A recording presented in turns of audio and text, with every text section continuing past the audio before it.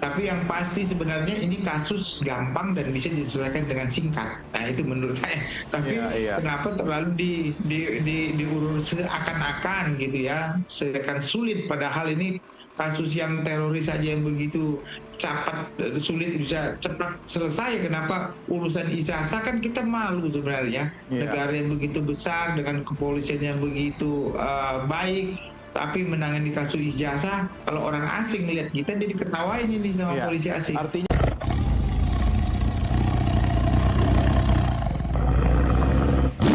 Assalamualaikum warahmatullahi wabarakatuh. Om Swastiastu, Namo Buddhaya, salam kebajikan. Sahabat-sahabat dimanapun juga berada, sampai hari ini terus terang saya sahabat ya, saya itu selalu bertanya-tanya dalam hati, apa repotnya ini kasus ijazah Pak Jokowi, kenapa begitu lama?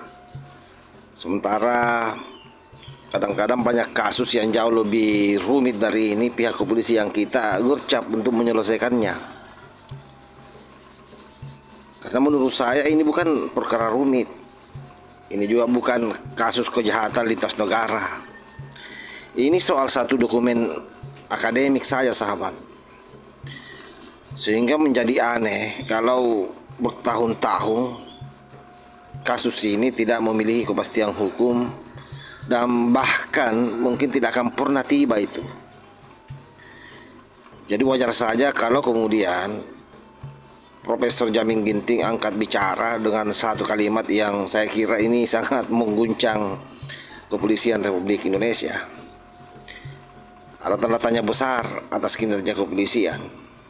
Luar biasa. Seperti yang saya cuplikan di awal video itu. Itulah pertanyaan Prof Ginting sahabat. Nah, untuk lebih lengkapnya coba kita simak secara bersama-sama. ini soal perkembangan isu kasus ijazah mantan Presiden Joko Widodo dan keterlibatan kepolisian dalam upaya penyelesaian masalah ini. Anda melihat polisi seperti apa sekarang ini?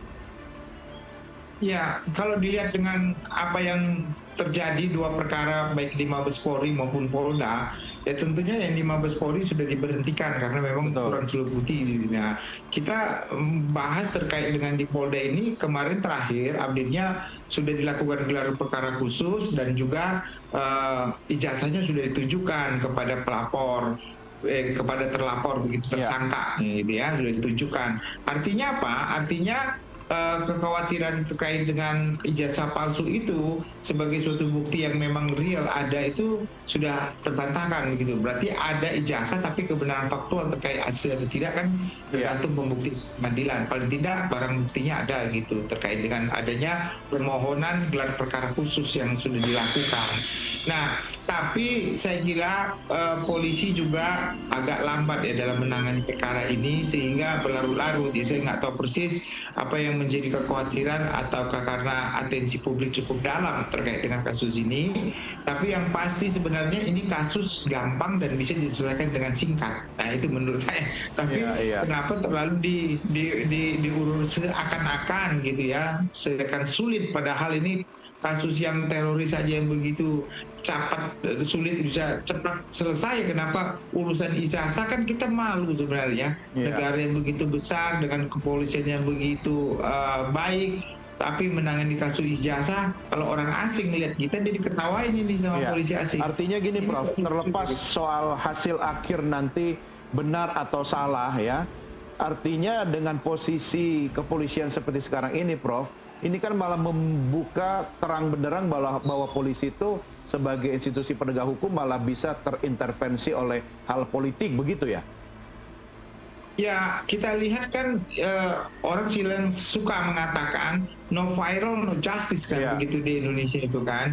Jadi segala sesuatu harus diviralkan dulu supaya ada kontrol begitu. Padahal kontrol itu kepolisian itu sekarang hampir negatif. Anda bayangkan siapa sih yang kontrol kepolisian saat ini? Nggak ada. Ya, nggak ada.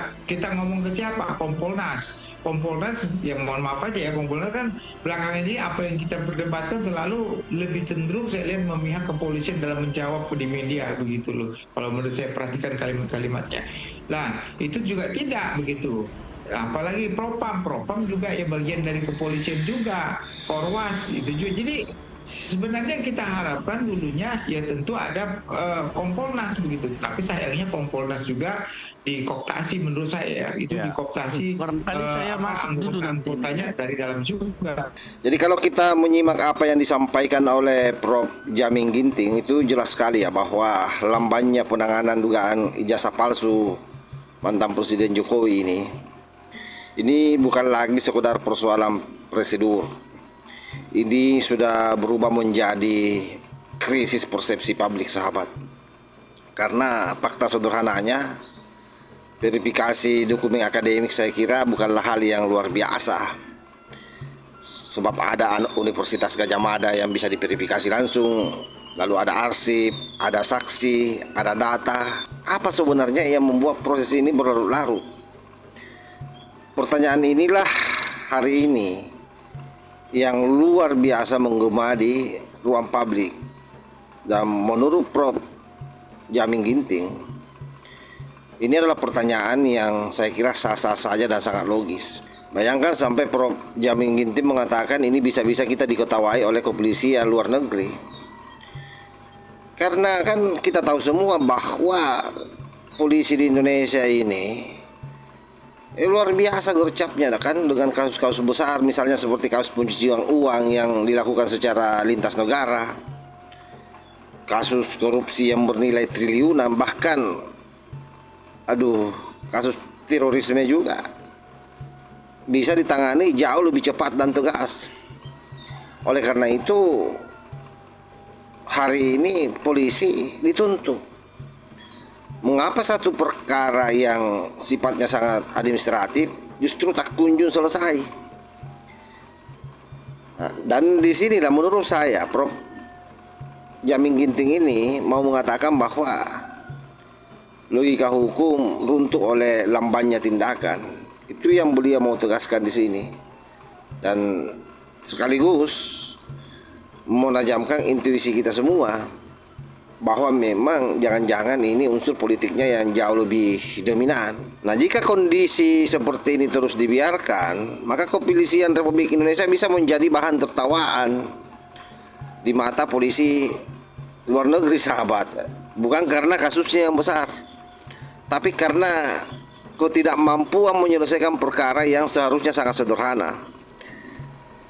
Dan sekali lagi, ini bukan serangan personal ya, tetapi buat saya ini adalah merupakan peringatan keras tentang wibawa institusi negara kita. Karena biar bagaimanapun juga Indonesia ini pasti dipantau oleh negara-negara lain.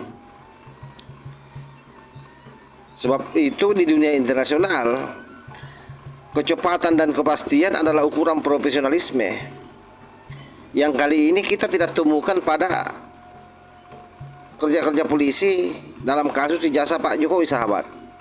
Ini yang sangat kita sayangkan.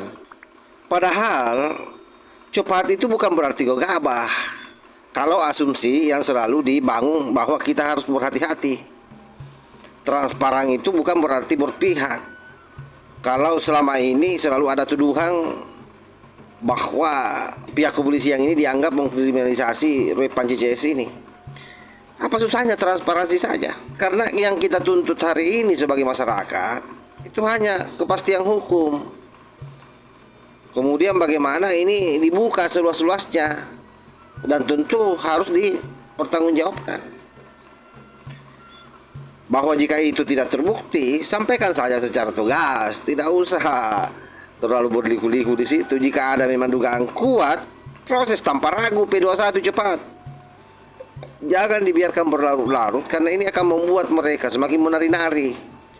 Seolah-olah bahwa polisi ini gampang dia permainkan, dan itu yang terjadi hari ini, sahabat.